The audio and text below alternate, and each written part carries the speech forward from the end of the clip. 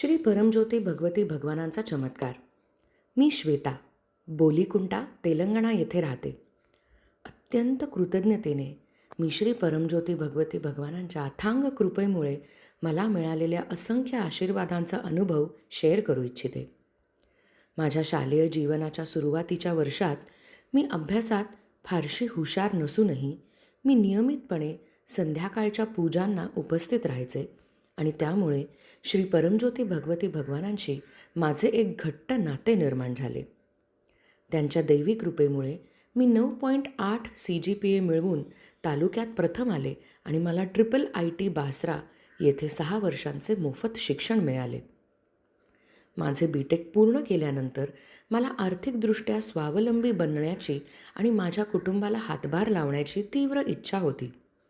मी श्री परमज्योती भगवती भगवानांना मनापासून प्रार्थना केली आणि युनायटेड स्टेट्स येथे उच्च शिक्षण घेण्याची इच्छा व्यक्त केली. माझ्या ह्या संपूर्ण प्रवासात मी नेहमीच पवित्र हवनांमध्ये सहभागी होण्याला सर्वोच्च प्राधान्य दिले.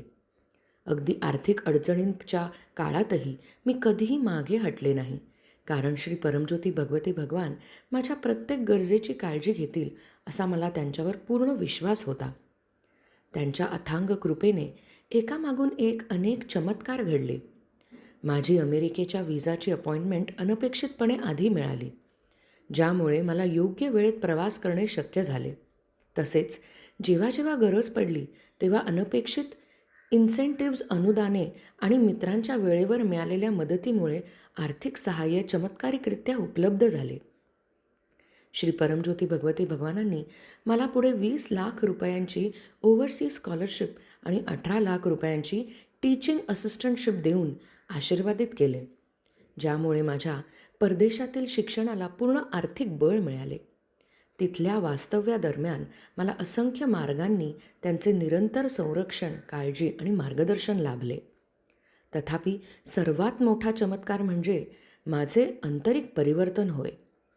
जिथे एकेकाळी भीती, भावनिक वेदना आणि कौटुंबिक कलहांमुळे मी त्रस्त होते, तिथे आता मला आंतरिक शांतता, आनंद, विश्वास आणि भावनिक बळ अनुभवायला मिळत आहे.